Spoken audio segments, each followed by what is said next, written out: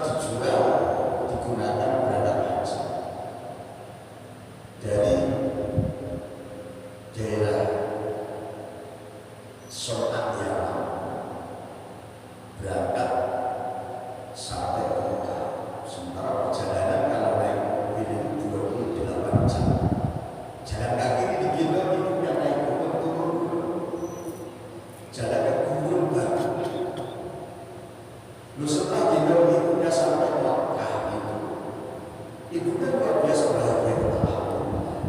Ternyata ini bentuknya Ka'bah. Baru kali ini saya melihat ibunya nangis.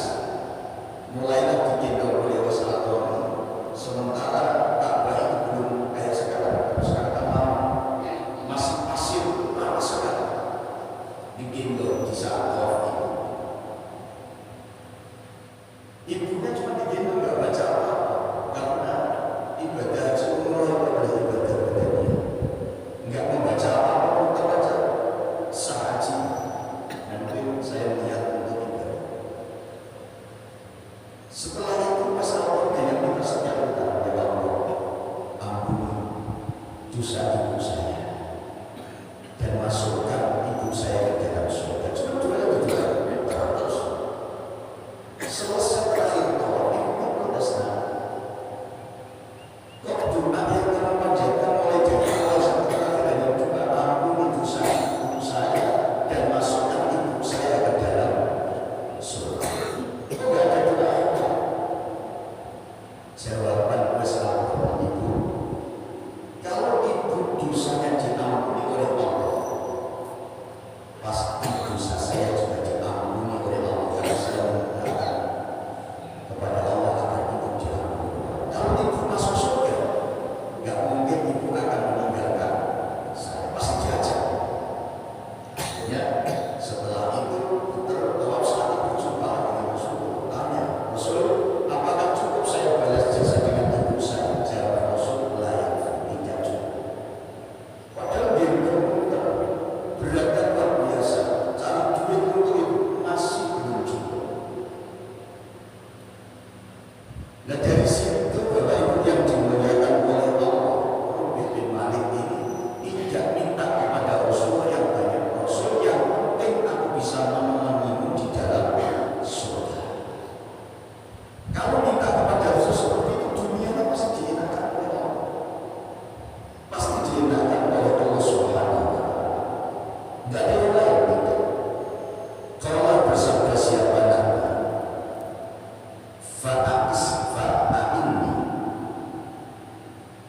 Fa'inni maka semoga menjaga Tuhan pada saya ala nafsika atas diri. Fa'inni maka menolonglah siapa kamu pada saya. Fa'inni maka menolonglah siapa kamu pada saya ala nafsika atas diri. Kita terus sujud dengan banyaknya sujud. Udah, kalau itu yang kamu minta, hanya surga. Sekarang tolong bantu kami. Bantu apa lagi? Bantu untuk dirimu perbanyak sujud. Perbanyak sujud artinya perbanyak sholat. Ada sholat qobliyah, ba'diyah, dan sholat wajib. Lakukan itu. Akhirnya Rupiah juga melakukan. Jadi sholatnya lengkap. Kalau dulu melakukan sholat sunnah qobliyah dulu, sholat sunnah ba'diyah kan, jadi bukan hanya sholat wajib saja, sholat sunnah juga dilakukan oleh Rupiah bin Malik. Orang cerita pada hadis siapa Muslim, siapa Imam Muslim. Hadis ini menjelaskan bahwa aku menjadikan dalil sholat sunnah itu adalah salah satu sholat yang menyebabkan dirinya dekat kepada Allah Subhanahu wa Ta'ala. Maka para wali kekasih Allah itu perbanyak melakukan sholat sunnah, banyak tinggi. Kalau sholat wajib itu sudah wajib. Yang menjadikan kita semakin dekat kepada Allah itu adalah sholat sunnah. Bukan berarti nanti sholat wajibnya ditinggalkan. Kalau sholat sunnah dilakukan, pasti sholat wajib dilakukan.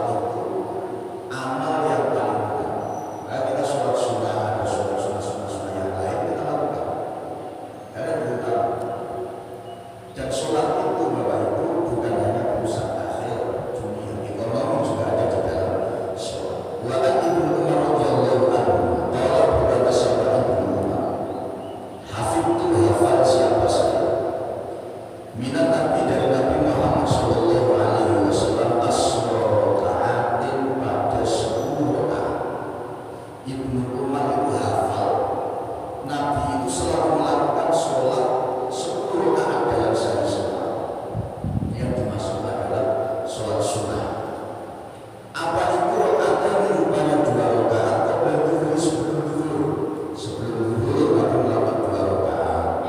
Rakaat ini dan 2 rakaat berada setelah zuhur. Dinamanya qobliyah dia. Rakaat ini dan 2 rakaat berada maghrib setelah maghrib fi baiti, di dalam rumahnya Nabi. Nabi itu kalau sholat sunnah ba'da maghrib di rumah, tapi rumahnya Nabi kan nggak sama rumah kita. Rumah Nabi kan berada di samping masjid. Nah, kenapa Nabi melakukan di rumah sunnah ini tidak dikatakan wajib oleh umatnya? Nah, kalau kita gimana? Lakukan di masjid. Di rumah Nabi lupa. Barangkali di jalan kita mau melakukan di rumah apa? Dan selesai kita lakukan di masjid aja. Qobliyah berarti di masjid. Lalu adakah sholat sunnah qobliyah al-maghrib? Ada yang mengatakan ada yang tidak. Kalau ada sebelum maghrib, berarti sholat sunnah tahiyatul masjid. Ada sholat sunnah tahiyatul wudu. Dua rakaat ini ba'da isya, rakaat dan 2 rakaat ba'da isya setelah syafi baiti di dalam rumahnya. Tapi sholat sunnah, tapi sisa itu juga dilakukan di dalam rumah. Ini yang diketahui oleh Ibnu Umar. Nabi itu yang saya hafalkan, yang saya lihat. Tapi yang lain banyak yang lihat sholat sunnah yang lain. Yang saya lihat itu yang istiqomah Nabi di mata saya, katanya Ibnu Umar, itu sholat sunnah qobliyah zuhur 2 rakaat, ba'diyah zuhur 2 rakaat, kemudian ba'diyah al-maghrib 2 rakaat, ba'diyah al-isya 2 rakaat. Itu yang saya lihat Ibnu Umar. 2 rakaat ini dan 2 rakaat qabla subuh, sebelum sholat subuh. Jadi yang diketahui oleh Ibnu Umar hafalnya cuma 10. 2 rakaat sebelum zuhur, 2 rakaat sebelum sesudah zuhur, 2 rakaat setelah asar, 2 setelah maghrib, 2 rakaat setelah isya, dan 2 rakaat sebelum subuh. Ini yang diketahui oleh Ibnu Umar, yang paling dihafal oleh Ibnu Umar. Artinya Nabi tidak pernah meninggalkan itu. Muttafaqun alaih. Wa fi riwayatin lahum, dalam satu riwayat yang lain, wa raka'atain ba'da Jumat, dan 2 rakaat setelah Jumat fi baiti, di dalam rumahnya. Kalau Nabi kata fi baiti ini rumahnya menteng. Sampai di luar, kalau kita tetap di masjid saja.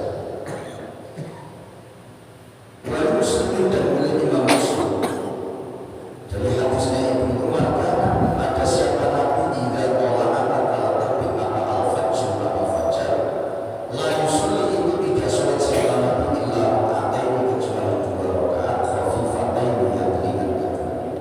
Jadi Nabi itu kalau mau subuh tidak ada sholat yang lain kecuali 2 rakaat qobliyatas subuh, tapi disebut 2 rakaat fajar. Itu yang disebut dalam sebuah hadis raka'atai fajr khairun minad dunya wa ma fiha.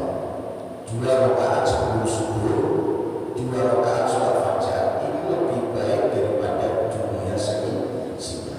Bahasa-bahasa orang-orang dahulu mengatakan, kalau pengen kaya, kalau pengen sugih, pengen cukup, jangan pernah meninggalkan sholat 2 rakaat sebelum subuh. Itu bahasa orang-orang dahulu. Dan Rasul tidak pernah meninggalkan. Ulama-ulama juga tidak pernah meninggalkan, kecuali kepepet. Kepepet itu artinya bangunnya agak kesiangan gitu, sehingga agak sempat melakukan sholat subuh. Guru saya, Mbah Maimun juga, kalau subuh yang terakhir apa udah mepet, tapi tetap beliau masih melakukan sholat subuh 2 rakaat sebelum subuh. Karena kita kepada Rasulullah, Rasul tidak pernah meninggalkan. Itu kunci keberkahan, kunci segala sesuatu yang dilakukan itu akan diridhoi dan diperlancar oleh Allah Subhanahu wa Ta'ala. Maka ayo kita lakukan. Kalau pas masjid subuh sholat 2 rakaat,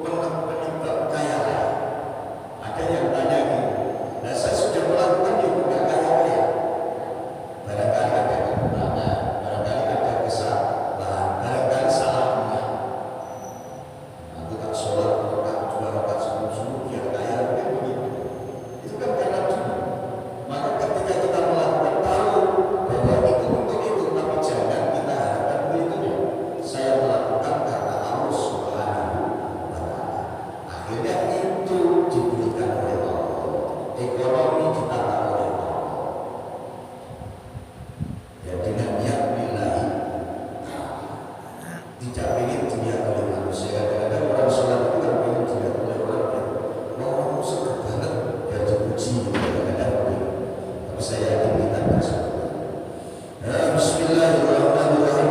Ummi Habibah dari Ummi Habibah radhiyallahu anha. Ummul mukminin yang menjadi ibunya orang mukmin, Ummi Habibah. Kalau berkata siapa Ummi Habibah, sami itu dengar siapa saya Rasulullah pada Rasulullah sallallahu alaihi wasallam yang hal bersabda siapa Nabi man orang sholat itu sholat siapa man finta asyarata pada 12 rakaat apa rakaatnya fi yaumihi di dalam harinya Ummi Habibah man walilatihi dan malamnya man dunia maka dibangunkan lahu pada man bihina sebab finta asyarata apa yang dibangun yaitu apa rumah fil jannati di dalam surga. Ummi Habibah yang menjadi ummul mukminin dari istrinya itu mengatakan dengar dari Nabi barang siapa yang sholat 12 rakaat sehari semalam maka mereka akan dibangunkan oleh Allah rumah di dalam surga. Sebenarnya surga itu gampang bagi kita, tapi ini bukan hanya sekali istiqomah sholatnya 12 rakaat. Nah 12 rakaat itu apa saja? Jangan dianggap 12 rakaat itu langsung dilakukan sekali, tidak. Di belakang nanti dijelaskan 12 rakaat itu apa saja. Orang jika pada sebuah muslim fi riwayatin tatawuan haluan tatawuan apa sholat sunnahnya. Baik Tirmidzi dan beliau hadisnya Imam Tirmidzi dari Ummi Habibah nahu hal seperti hadisnya Imam Muslim. Wasiat dan menambahi siapa At-Tirmidzi, siapa At-Tirmidzi arba'an pada 4 qabla dhuhri sebelum zuhur. Ini dijelaskan. 2 rakaat 12 rakaat itu apa saja? Arba'an pada 4 qabla dhuhri sebelum zuhur. Jadi 2 rakaat sebelum zuhur, 2 rakaat ini dan 2 rakaat pada setelah zuhur dan 4. 2 rakaat ini dan 2 rakaat pada maghrib setelah maghrib dan 6. 2 rakaat ini dan 2 rakaat pada isya setelah isya 8. 2 rakaat ini dan 2 rakaat qabla sholat al-fajr sebelum sholat fajar. 4 rakaat sebelum zuhur, 4 rakaat. Kemudian 2 rakaat sesudah zuhur berarti 6 rakaat. 2 rakaat setelah maghrib berarti 8 rakaat. 2 rakaat setelah isya berarti 10 rakaat. 2 rakaat ini dan 2 rakaat qabla sholat al-fajr sebelum sholat subuh. 12 rakaat ini jangan ditinggalkan. 4 rakaat sebelum zuhur, 2 rakaat setelah zuhur, 2 rakaat setelah maghrib, 2 rakaat setelah isya dan 2 rakaat sebelum subuh. Itu istiqomahkan, besok kita akan dibangunkan oleh Allah rumah di dalam surga. Artinya iringi sholat wajib kita itu dengan sholat qabliyah ba'diyah agar Allah memberikan rumah kita. Itu kan cerita saja. Dan Quran istilah itu nanti seperti itu. Kan nggak fakta. Ya kalau mau fakta ya mati dulu kita kan. Dan ini ada sebuah hadis yang disampaikan oleh Rasul. 12 rakaat itu kalau kita istiqomahkan sholat sunnah artinya setelah sholat sebelum sholat wajib kemudian ba'diyah kita lakukan, rumah akhirat sudah ada di mana kita. Begitu kita mau meninggal dunia, senyum.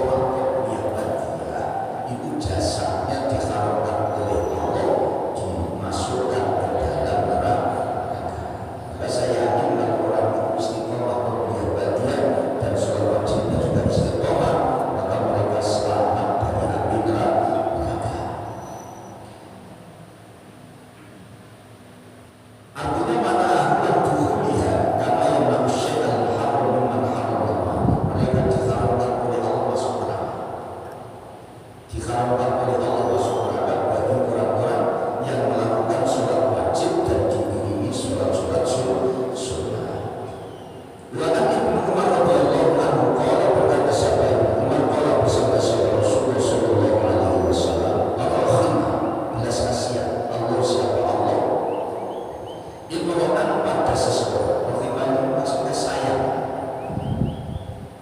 Rasul sayang siapa Allah penghormatan pada seseorang. Surah yang sholat siapa man atau imri arba'an pada 4 rakaat qabla asri sebelum asar.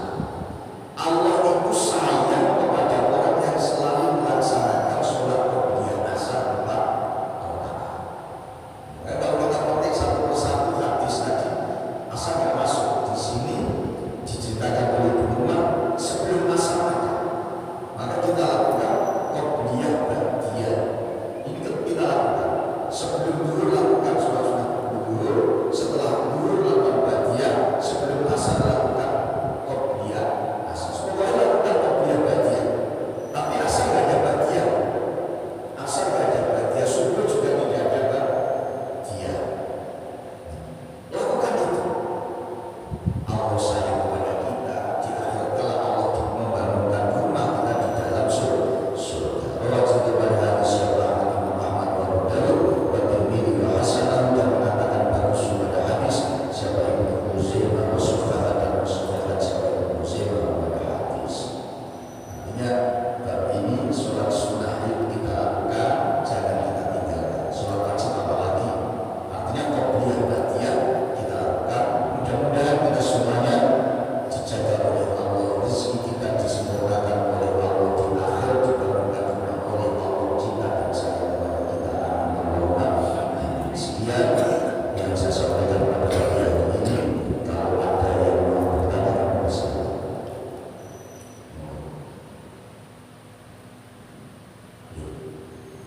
Assalamualaikum warahmatullahi wabarakatuh. Waalaikumsalam. Mohon maaf kepada Abah dan kepada jamaah semuanya.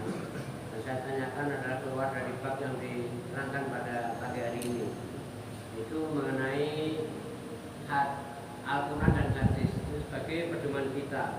Misalnya ya ada yang mempunyai pedoman hadis yang palsu, itu bagaimana di hadapan Rasulullah, apakah rela itu dikatakan hadis Rasulullah?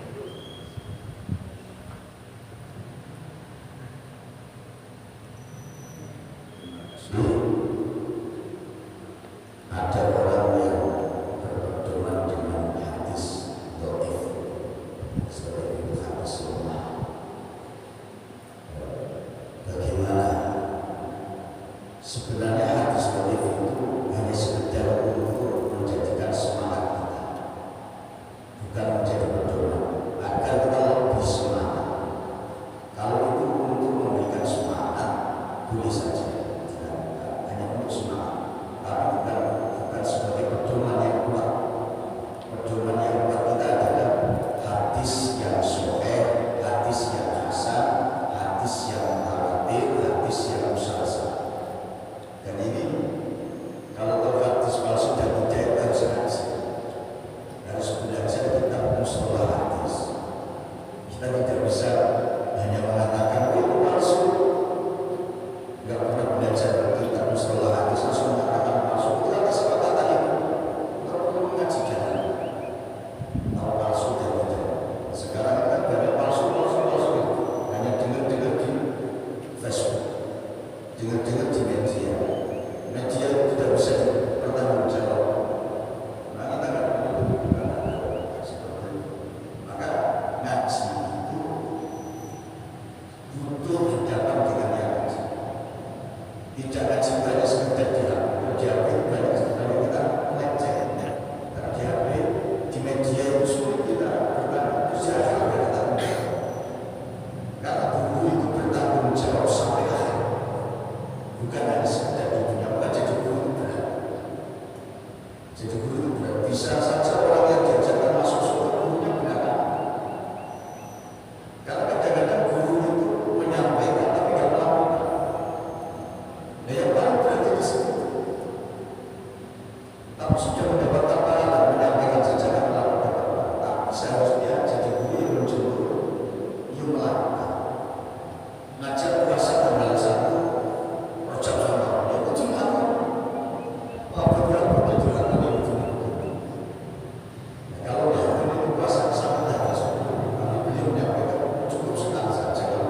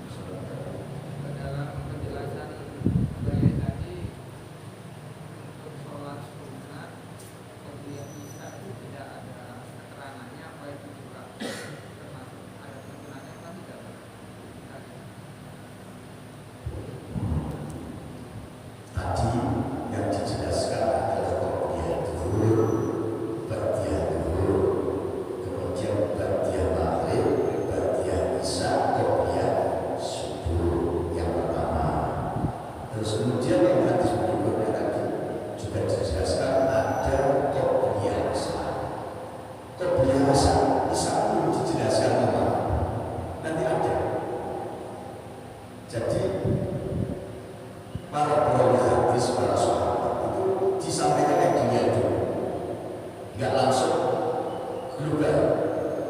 Maka kadang-kadang kita melihat contoh untuk Ibnu Umar melihat Rasulullah, sahabat yang lain melihat Rasulullah tidak ini hadis diajarkan, tapi hadisnya Nabi digunakan belum bisa. Bahkan sholat ba'diyah sebelum maghrib itu juga ada hadis yang mengatakan itu semua orang dia mengajarkan. Maka ada ulama yang ada sholat ba'diyah maghrib ada, tetapi maksudnya tidak. Kalau ba'diyah bisa ada nanti hadisnya belum disebutkan dan nggak perlu disebutkan di sini, nggak disebutkan benar. Dia bukan tetap diajukan, maka kalau dia bagian mungkin kalau dia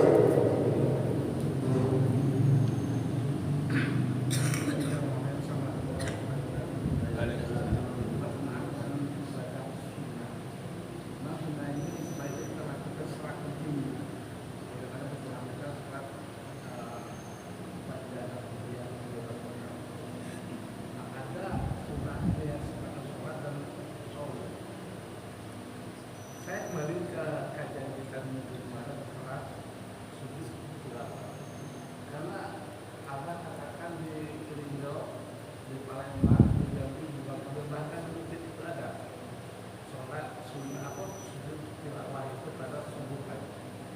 Kalau di Singkut ini setahu saya ada beberapa masjid, Masjid Muhajirin, Masjid Darul Aula, kemudian Langgar Putih dan Masjid Muhammadiyah. Bagaimana saya mengusulkan untuk disebut ini di masjid kita lakukan itu secara berjamaah, karena yang sifatnya sholat sunnah ini kalau orang kadang-kadang kita sering tertinggal, tapi kalau secara berjamaah sholat kita kontinu terus, karena kita mendapatkan ibadah sunnah itu sebaiknya secara kontinu. Kira-kira itu bagian itulah, karena kalau waktu itu kita diarahkan 12 rakaat ya, 4 rakaat sebelum zuhur ya. Iya. 12 rakaat sebelum kita salat zuhur, maka pahalanya luar biasa. Bagaimana kemarin pada zaman itu sudah usulan terima kasih Assalamualaikum warahmatullahi wabarakatuh.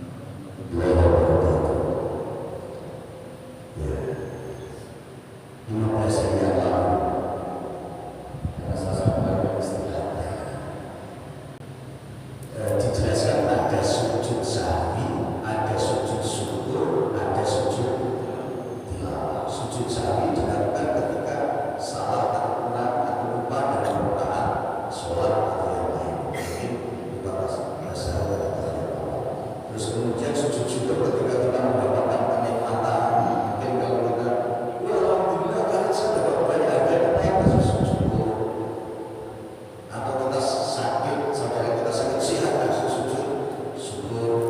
Dan kemudian sujud tilawah ini setiap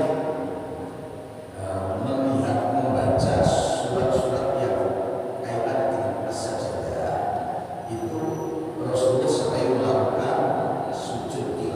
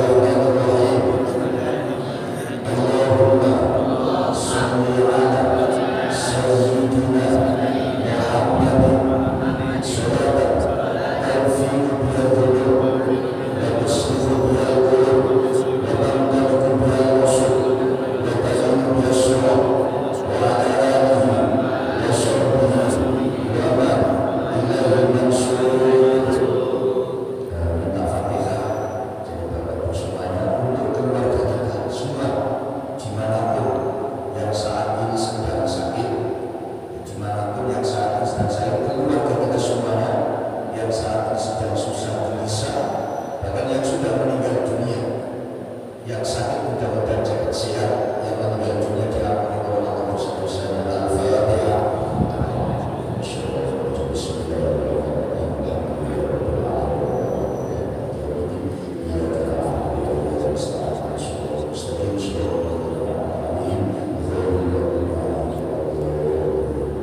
Assalamualaikum